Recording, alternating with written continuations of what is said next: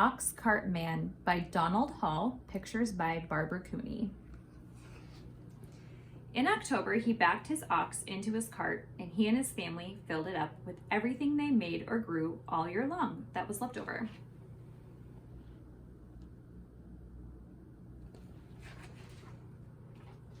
He packed a bag of wool he sheared from the sheep in April.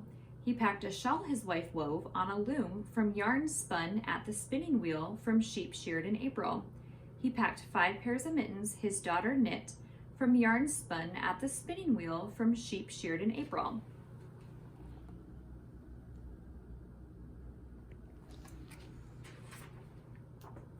He packed candles the family made. He packed linen made from flax they grew.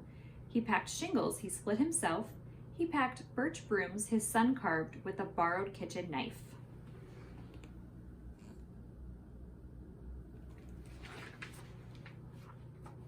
He packed potatoes they dug from their garden, but first he counted out potatoes enough to eat all winter and potatoes for seed next spring. He packed a barrel of apples, honey and honeycombs, turnips and cabbages, a wooden box of maple sugar from the maples they tapped in March when they boiled and boiled and boiled the sap away. He packed a bag of goose feathers that his children collected from the barnyard geese.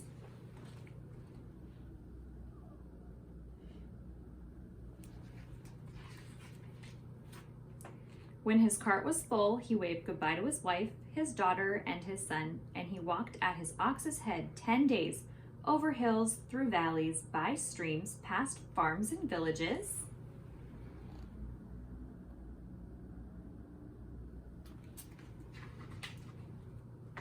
until he came to Portsmouth and Portsmouth Market.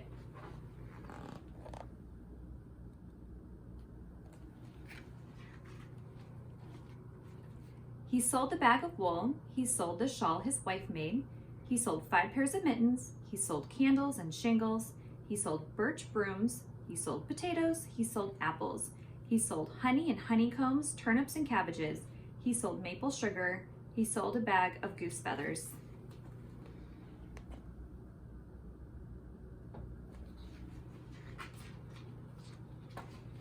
Then he sold the wooden box he carried the maple sugar in. Then he sold the barrel he carried the apples in. Then he sold the bag he carried the potatoes in. Then he sold his ox cart.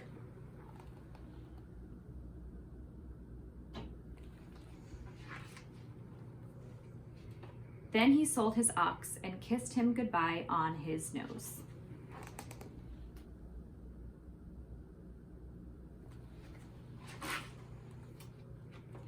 Then he sold his ox's yoke and harness.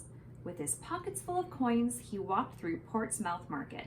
He bought an iron kettle to hang over the fire at home, and for his daughter he bought an embroidery needle that came from a boat in the harbor that had sailed all the way from England, and for his son he bought a Barlow knife for carving birch brooms with, and for the whole family he bought 2 pounds of wintergreen peppermint candies.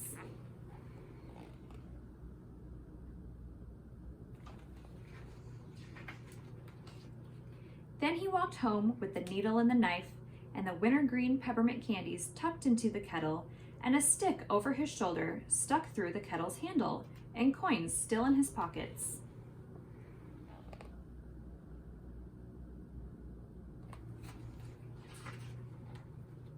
Past farms and villages, over hills, through valleys, by streams, until he came to his farm, and his son and his daughter and his wife were waiting for him.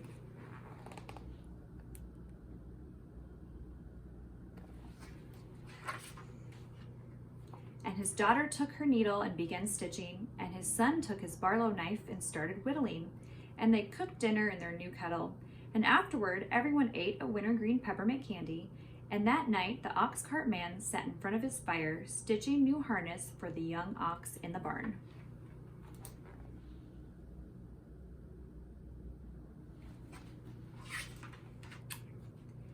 And he carved a new yoke, and sawed planks for a new cart, and split shingles all winter.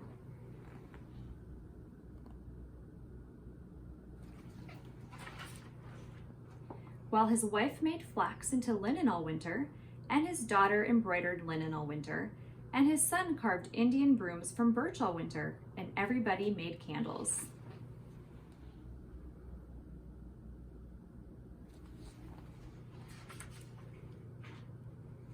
And in March, they tapped the sugar maple trees and boiled the sap down.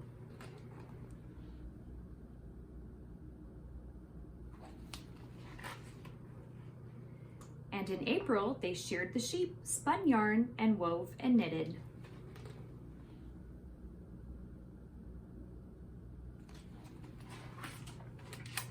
And in May, they planted potatoes, turnips, and cabbages, while apple blossoms bloomed and fell, while bees woke up, starting to make new honey.